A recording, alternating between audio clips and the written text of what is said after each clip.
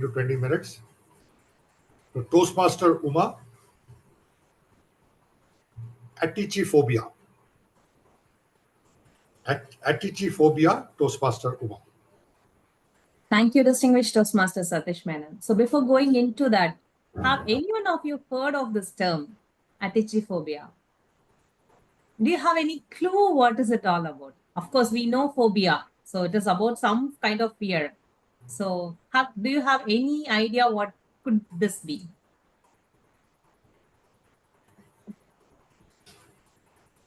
No. No. Great. So something we always afraid of something. We always have some phobia. But this is a very common thing among everyone, irrespective of age, gender, race, religion. This phobia is with almost every one of us, at least in one point of time. I think now I'm piking the curiosity of everyone. What this Atychiphobia could be? Okay, let me reveal the big reveal of this. Atychiphobia is nothing but fear of failure. When we are afraid of failure, when we don't want to face that failure, that is called Atychiphobia. So let me talk about what is this. Before that, can anyone of you say what do you think failure is all about? What do you think failure is?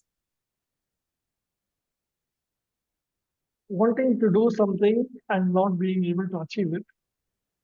Perfect, Toastmaster Ranga. You are bang on with an answer. Yes, it is nothing but defined as a lack of success or inability to meet an expectation. That is what failure is. And why we are so afraid of failure?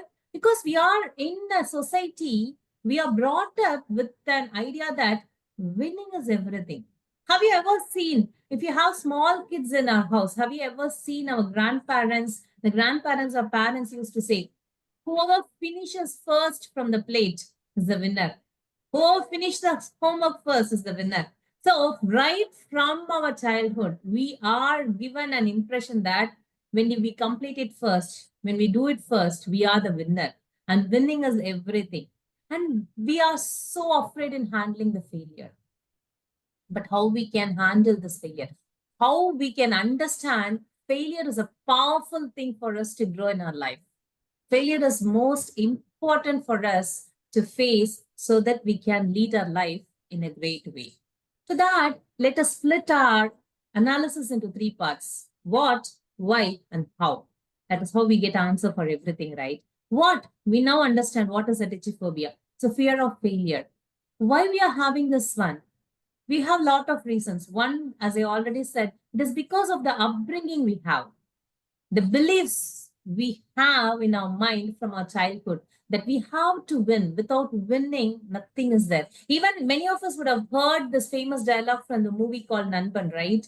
We all know who landed in the moon first, not the person who landed second. So that kind of mindset was imprinted in us so that we should have the perseverance to win every time in our life, right? And second, how we are given a definition of failure. Failure is bad. Failure is not good. You should not fail in life. That is how we are given definitions. And finally, the most important thing, the trauma we face after getting the failure. We are all afraid of all these things, and that is why we are afraid of failure. And how we can face this fear of failure? Before that, let us see a most interesting thing on this failure, how we tackle it. Generally, people will have only 3 different types of reactions when we face failure. That is how they used to say. In psychological world, they used to say 3 different types of reaction. Number 1 is called the Godzilla reaction. Second is called the hummingbird reaction. And third is called the deer reaction. First, Godzilla. We always get angry whenever we face failure. That is how people say, when someone is angry when they are failed, that is called, they say it as Godzilla reaction. And second, they will run from the place. They will just want to avoid the thing. That is called the hummingbird reaction. And third, have you ever seen deers in the national highway whenever they are facing a spotlight? Deer in the headlights, they will stun. They don't know how to move. They never do anything. So that getting stunned, don't know how to face that failure is called the deer reaction. But none of us know there is the fourth reaction, which is most needed. Many of us doesn't know is called the phoenix reaction. Whatever happens, even if I'm burned down to ashes, I will get up. That determination is what is needed for everyone to face the failure. And how we can tackle these three reactions? Once we know how to tackle these three reactions, that is the first step of us handling the failure. You'll be very interested to know three interesting things will always help you to tackle failure. The first one is called hug. Many of you would have seen this Vasul Raja MBBS movie. How hugging helps people get overcome from that difficulties, right? So that hug, what will happen is it releases oxytocin in your body.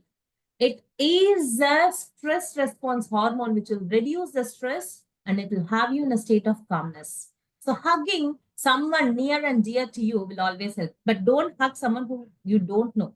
That will give an adverse reaction for you. The second is writing 5 things that you're grateful to. You will be surprised how tackling failure and writing 5 things that you're grateful to is connected. Writing 5 things that you're grateful to and seeing that will release a hormone called acetylcholine. It is also a hormone which will reduce your stress. And third is the most interesting and my favorite kind of thing which you can tackle with failure is called yarning. You know, yarning will always help you to tackle your failure. Have you ever seen many athletes will always yawn before they enter into that arena? The reason is when you yawn, it relaxes your body. Your brain automatically relaxes your body when you yawn, and you will come into a state of calm to see things rationally. And that will always help you to deal with things. And that is how you can tackle failure beautifully. And also one more interesting thing, how to tackle failure, you need to know the cycle of failure. Whenever we face failure, there is a cycle of things we always go through. Everyone will go through that cycle. First, you'll be shocked or surprised that you are failed. Next, from that shock or surprise, you immediately go to a state of denial. No, I won't accept it. No, this is not happening. That denial will be there. And third is the stage where you'll get angry and start blaming everything except you. And people say this is a dangerous zone because once you start blaming people, you will get used to that. Your brain will feel happy that you're blaming everyone else except you, and you'll never come out of that zone. But you need to understand, after anger and blaming others, the next step is getting into like a slight depression. I failed. Something happened to me. And then the acceptance. Yes, I have failed. And finally, looking into that, finding the insight into that and identifying what you can do, what changes you can do to overcome that failure and become successful. And that the 6 stages of shock, denial, anger, blaming, depression, acceptance, and finally the change is a cycle of facing the failure. And how long you are in each and every stage depends on the situation, how fast you can overcome that and go towards your goal. Now we need to understand, seeing all these things, you need to understand, you need to realize that it is okay to fail. Why we are seeing all these things? If we don't know something, if you're not clear about something, if you're clueless about something, you don't know how to tackle it. But now we know, yes, this is how I'm reacting to failure. And this is all the stages of failure. So I can go through it and I go to my next step and I go towards my success. That is why we are saying all these things. And we need to realize it is okay to fail because failure gives 3 most important things for us in our life. Number 1 is called experience. Once you fail, you have the experience which will work and which will never work. Think for a second. You are having success every time. Whatever you do, you're having a success. You will never learn in life. You'll never learn which will work and which will not work. Thomas Alva Edison, he beautifully said, I never failed 1,000 times. I learned 1,000 ways how I cannot create a light bulb. And that experience is what we get. Second, In line with experience, we'll get the knowledge. We'll always gather knowledge, how much, because at any point of time, please do understand that when we fail, we'll never start from level 0. The second time, it is never level 0 because we have some experience which could be either level 1 or level 2, and from that we will be starting back again. So that knowledge what we are gathering even after facing failure is the most important thing in our life, because of course knowledge is the one which we needed for us to move further, right? And finally, the resilience. Never give up attitude. Whatever come, even though I fall down, I can get up and I can move towards my goal. That resilience will always make us successful in our life. And that 3 interesting things is given to us by failure. So then why we need to be afraid of failure? We always have to think it is okay to fail. And my dear friends, always understand, failure is just a redirection. It shows where you should not be. Failure is always an opportunity. It is a chance to reevaluate yourself, to become a better version of yourself. And failure is not fatal. No matter what you do, failure simply means that you have one another shot to try again and to become successful. So let me quote the theme of the day once again. It's never too late to try something, to fail on something, to overcome it and become successful with more knowledge, more experience, with more resilience. So that, let me close my talking and let me ask my friends to share any questions. Do you have any questions to ask me so that I can answer it?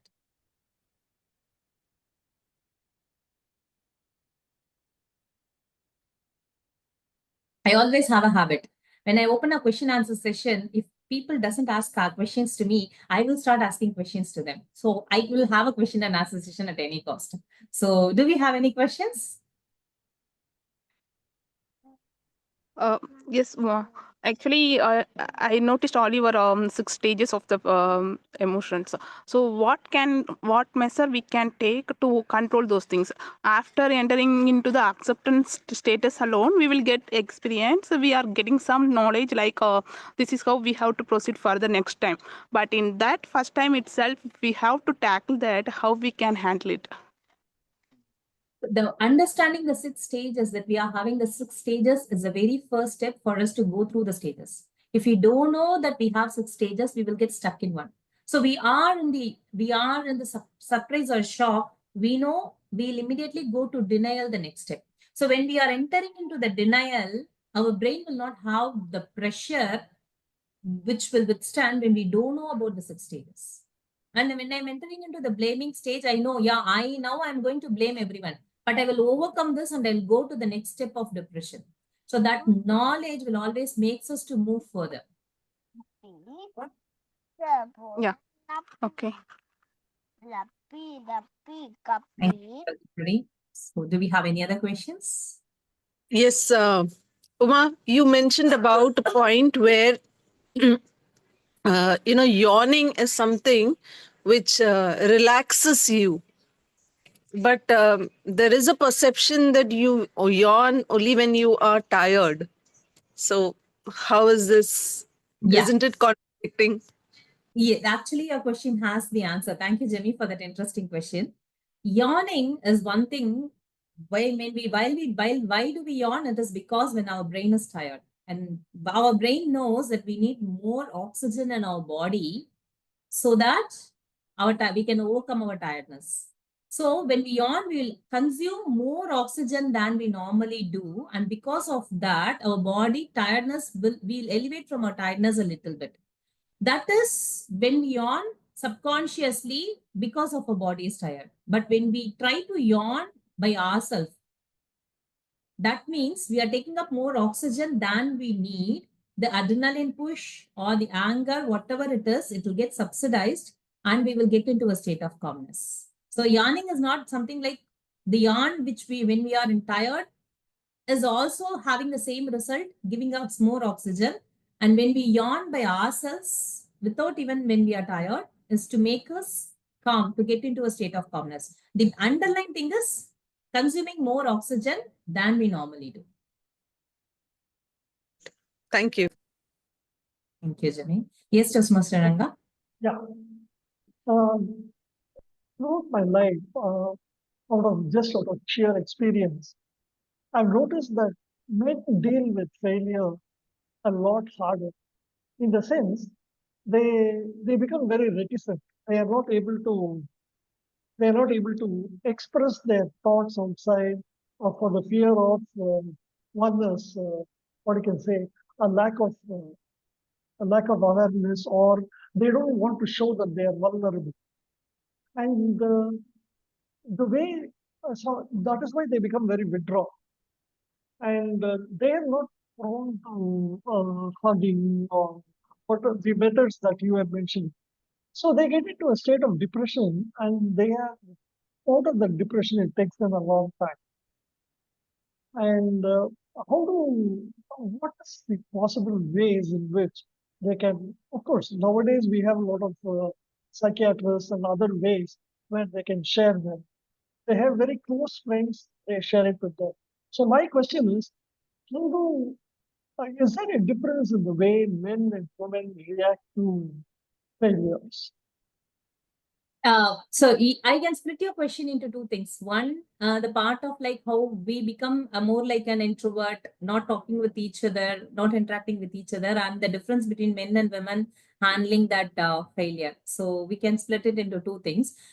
See, from our ancient times, we always have one way or other way to outlet our emotions, and that is how we always chuck out our emotions, the extra emotions like anger, depression, whatever it is. So it could be physical, or it could be like conversational, whatever the cases, it will be there.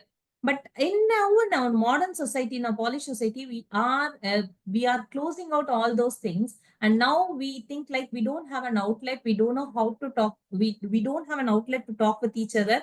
And psychiatrist in one thing that came into picture so that we can talk with each other. So the underlying key is talking. You need someone to talk to so that you can vent out. You will be surprised. Your emotions will get subsidized once you speak out. Always it will be there. So either you need a companion, a close friend where you can talk to and you can express so that all your emotions will get vent out, or you need some psychiatrist to talk to if we don't have both. So we need that emotions to check out, right? So you can, at one point of time when we kind of think that there is no one around us to talk to or anything of that sort. So normally it's what the one famous psychologist I consulted, he gave me an idea like write a letter to yourself, vent out all your emotions, just burn it out. No need for others to say it. You have vented out all your emotions, so you will become calm. So once your emotions, which is all pumped up, bottled up in your inside you, once it got released, you will be feeling lighter and you might feel opened up to talk with everyone. So the key is you need to chuck out all your emotions through words, either by speaking or by writing. And male and female, they normally handle these things in a different way because we females love to talk a lot. So that is why we always, many females, if you see, when one or other way, they will never be introvert 100%. They will be an ambivert. They will have one or two persons who they can talk to. Sometimes men, whenever they are pumped up with those emotions, they just want to go into their own cave. They don't want to talk with anyone. That is the natural tendency of men. So at that time, you can check out your emotions to yourself. Talk to yourself through your letter. Just burn it out. It will help you to come down to a state of calm. You're absolutely true. There were times that I used to type out an email to myself, but I'll not send it. The two will be blank. But you're absolutely right. I've tried that on many occasions. Thank you. Master Ranga. Yes.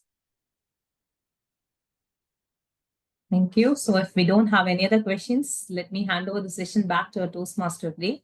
Over to distinguished Toastmaster Satishman. I would like to call on Toastmaster Anusha to evaluate Toastmaster Umamaheswari's speech. Over to you, Toastmaster Anusha. Thank you, General Evaluator. My dear target speaker, You started your speech with a question, so that kindled the audience. Next, your topic was very complex. Complexity always brings up that curiosity. Next, you had good hand gestures. Both the hands were used. You were constantly using both of your hands while you were delivering your speech. Then you went on to what, why, and how. Your speech was very structured. Your speech was coherent. Then you went on to talk about the 3 reactions on how people face failures.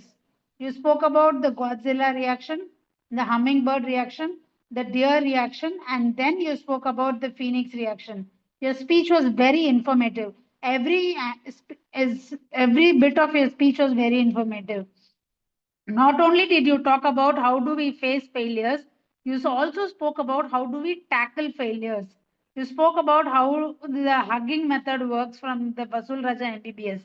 You also sprinkled humor wherever possible by saying that don't hug any unknown person, it will bring some problems. And then you spoke about the cycle of failures, the 6 stages of failures. And then you also went on to deliver your speech in a very motivational way by saying that it is okay to fail. And then you say, what do we achieve? What are the 3 things that we learn from failure? You also, in a very impromptu way, included theme of the day in your speech. In some way, your speech was a motivational speech. Not only did you start your speech with a question, you also ended your speech with a question. You asked audience if they have any questions. Many audience asked your questions and you answered all the questions very proactively. And now let me come to the points that you could have improved. You kept all the questions from the audience towards the end. But I felt you could have pointed out the audience in between. For example, you spoke about 3 ways in which members face failures. You could have pointed out member. For example, Anusha, how do we handle your fears? How do you handle your failures? You could have asked me my uh, uh, reaction on how do I face failure. That way it would have been even more interactive. And then I think you should have taken a lot of practice because this is a lot of information. I felt you could have put it in a PPT so that it would have been much more easier for you to refer to it, refer the points from the PPT and talk more conveniently. To summarize, you started your speech with a question. Very intelligently, your topic was very complex that kindled the audience curiosity. Your speech was very informative and motivational speech. You proactively answered all the audience questions. To improve, you could have pointed out and asked the question to the audience in between so that it could have been even more interactive. And it should have taken a lot of practice. You could have used a PPT or some visual aids. Thank you.